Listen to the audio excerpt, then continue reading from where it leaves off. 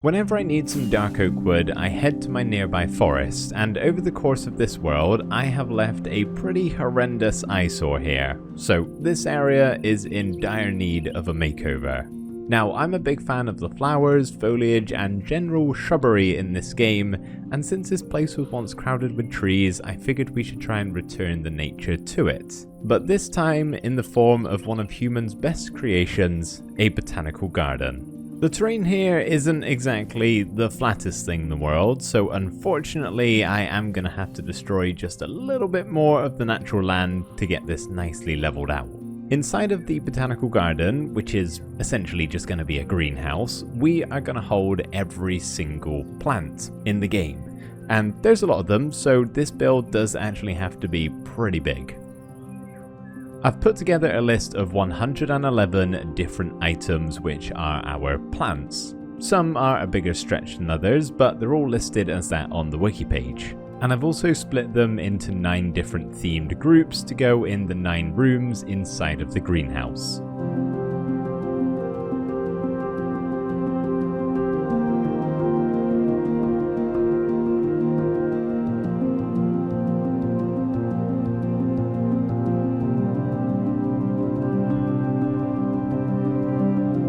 I really was struggling on what to do for the shape of this building, so I thought I'd have a look online for some real life inspiration, and then I was reminded of my trip to Copenhagen a few years ago. Their botanical garden is simply glorious. It is a very pretty building, and I thought I'd use that as inspiration to make my own, even though I actually never got around to going. I ran out of time, but I like it nonetheless. I can't exactly say that the colours are the same. That building is primarily white. That would have looked a little bit boring in Minecraft, but it's got the same sort of shape. And if I'm going to struggle with anything to do with building in Minecraft, it's going to be the shape of it. It just always seems to get me stuck. Oh, by the way, I'm now in my full botanist attire. Looking pretty snazzy. The rooms inside of the greenhouse are going to be themed a little bit, hopefully to look like the natural landscape where the plant or flower is actually found. But we can't really do that for the walls and the ceiling, so we're just trying to keep things pretty basic for now so we can focus our attention on the plants, which are mostly going to be on the floor. It's pretty open concept right now. We've got just 6 of the rooms set up. Oh, actually 7 up on the ceiling. Oh. And we've got a visitor too. I figured since this is meant to be a proper botanical garden, we should have some proper pathways for the visitors to stick to. Otherwise they'll just be trampling the crops and flowers and all sorts of stuff left, right and centre. At least this way, there's a designated pathway to take. We're actually going to have 2 more rooms right in the centre here that aren't actually going to require any daylight whatsoever. But still, we're going to have to find a good way to connect all of these rooms together. And what better way to do that than corridors? This kind of feels like you're walking around a museum, which I don't hate that idea. A botanical garden kind of is like a museum. Probably wouldn't have corridors quite like this, but it works for the layout that we've got here. I've also given some fun names to all of the rooms, so this one for example is where all of the crops and farming related stuff is going to go. We've got the evergreen forest, the pale garden, and the rest of them are actually in this main lobby area here, where I've got signs pointing to which direction you need to go depending on which room you want to see first of all. So that really is, in essence, the main building done. We're now just missing the botanical part, so let's get started on some of these rooms. I think to begin with, we'll go with the Jungle Oasis and the Evergreen Forest, which is actually the 2 rooms right at the front here. I've gathered up all of the supplies for both of the rooms, which for the most part is stuff you would actually find in the biomes. For example, in the Evergreen Forest here, we are going to have to expand beyond just the taiga biome and evergreen trees, and we're going to include dark oak in this as well. And also leaf litter, which technically isn't found in those biomes, but I think they're going to be pretty well suited. First things first, we got to take this floor out and replace it with podzol and coarse dirt. Trying not to use too much of the regular grass color, just because we have so much of it on the outside.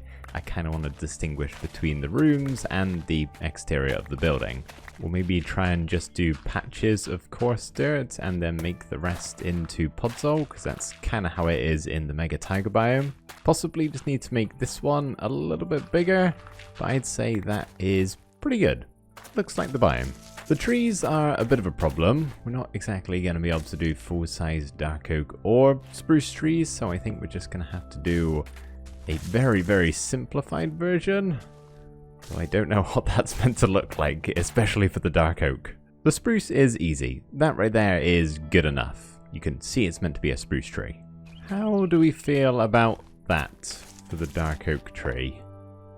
Looks nothing alike, but it's got that kind of leaf canopy that the dark oak leaves make. Okay, that's a lot better. With all of them in place, it's a lot more convincing. Now it's just about adding in the berries, the bushes, the ferns, as well as the grass, not forgetting the tall versions of both of them. And of course, we'll squeeze in some leaf litter too. Oh, trying not to remove what I've done before.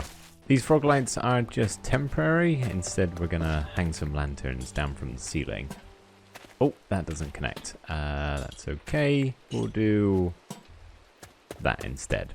There we go. That is the Evergreen Forest room all done. And it feels very cool inside of here. Super gloomy. Probably because it's raining outside, but I like it. Let's see if we can do a similar sort of thing with our desert jungle. Whatever I'm calling it. Jungle Oasis, that's the one. So same as before, using all of the plants we can find in the desert, jungle, and acacia biome, we now have our desert oasis, or jungle oasis. Acacia oasis? We've got this room done. We are essentially making microbiomes here, for all of the rooms, but these two in particular. We're taking everything you would find in both the Nether and the caves underground, miniaturizing them, and putting them in this room, all segmented off into different corners. And it probably would have worked a little bit better if I made these slightly bigger, but I was very tight on room. I'm making these about as big as, whoa, big FOV change, about as big as they can get without encroaching on the other rooms. But I think it just makes it that much more immersive, and visitors can actually have a proper walkthrough here and trample and step on whatever they want. There's no limitations. We even have a one-way system where you loop back around and come out underneath the stairs here, and whatever you do, you're not allowed back in through that way. Otherwise, bad things will happen, like congestion. I just realized I never had a look at what the rooms look like from the outside. Ah, okay, yeah, that's nice. You can't see through it that well, just a little bit, probably because we have the white stained glass instead of regular glass. It's a little bit opaque, so it's kind of dulls down the color a little bit, which I think is actually pretty nice. Don't worry, I'm gonna get rid of him. One thing we are missing though is this top level. It is very empty, but it just feels extraordinarily so because of all of the glass, so I think that is going to be next on my to-do list. But first, does anyone know why my animals look like this? I think it's a thing with fresh animations and replay mod, but it's resulted in the most cursed thing I've ever laid eyes on, and I don't know why it's happening, and I'm a little bit scared, to be honest. So if any of you know what's causing this, please let me know, because I really like fresh animations, but I don't want to use it if the animals and the mobs in this game look like this, because it is terrifying.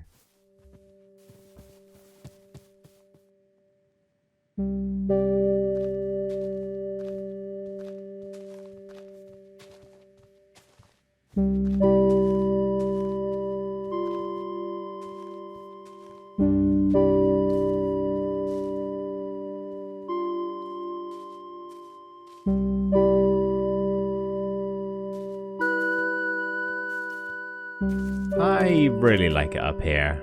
It's peaceful with all the falling leaves and the extra spore blossom particles. I've hit a few of them in each of the trees just for that extra little bit of ambience. And the rain has arrived, which actually doesn't make it look bad in here. Again, just kind of adds to the coziness. Now, I know I'm calling this the flower forest. I'm well aware not all of this stuff can be found in the flower forest, but it seemed like a pretty fitting name for this. At the end of the walkway where we have the azalea tree, we are missing some more stuff around here beside the leaf litter, and I would actually quite like to get some torch flowers and pitcher plants to go there because I do think they would fit this area quite nicely. The only issue is I don't have any. Unfortunately, I have decided that it's time to turn our beautiful, peaceful sanctuary that is Sniffer Island over here into an industrial farm for pitcher pods and torch flower seeds. At least that's what it feels like I'm doing. Truffles, I need to put you to work, my dear friend. It's actually a pretty ethical farm as far as Minecraft is concerned. We flick this lever here and there's an easy way in and out, so Truffles can essentially just do shifts as and when I need the stuff.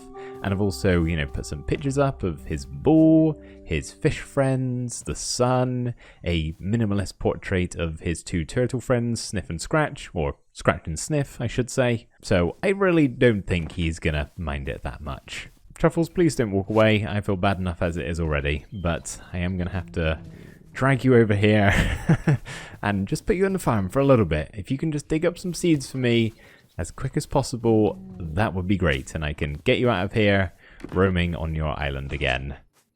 Sorry, buddy.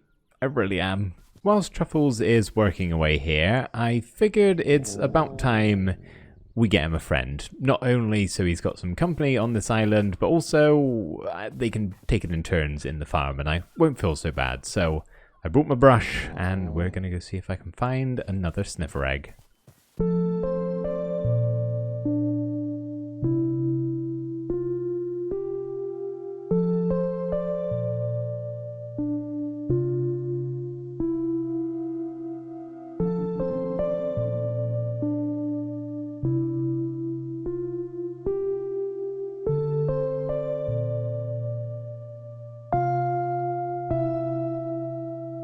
Truffles, I have... Oh!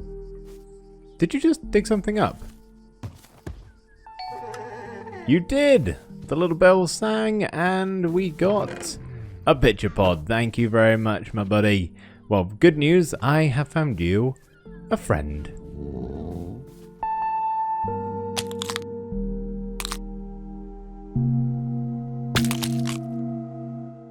Welcome to the world, Snuffles. You are precious. Truffles has been doing pretty well. We've now got 2 pitcher pods, which isn't too bad, but I could use a few more. So we're going to let Truffles over here continue work whilst we let Snuffles enjoy the rest of his childhood before he's sent into the farm.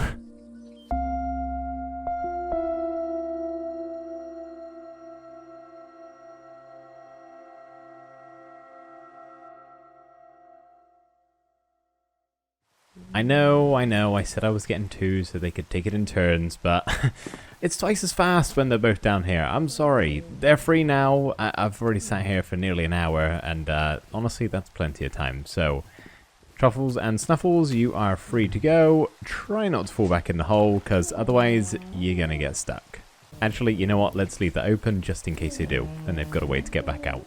We now have a grand total of 6 torch flower seeds and 5 pitcher pods, and honestly, I was just hoping for 5 of each, so I am happy.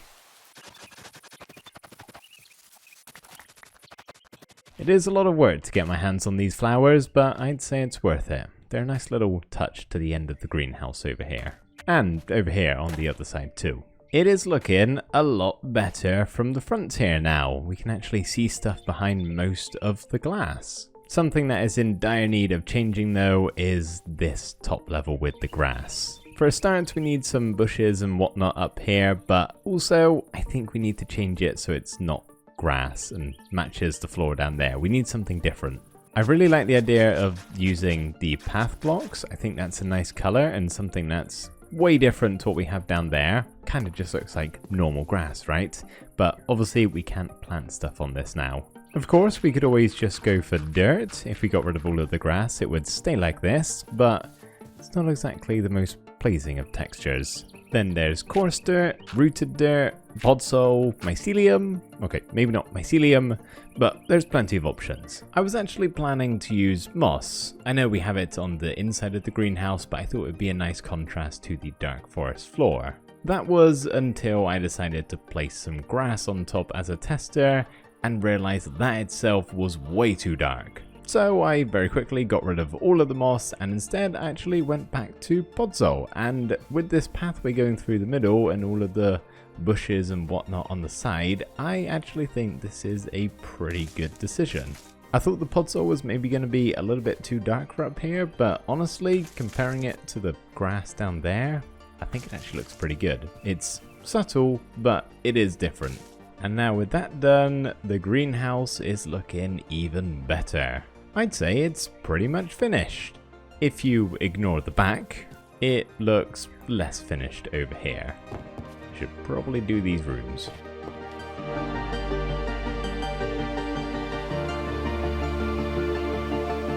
First up is the fungal forest, where I've actually included the chorus plant from the end because I honestly had no idea what other room I could put this in, so I've chucked it with the mushrooms and I think they work pretty well together.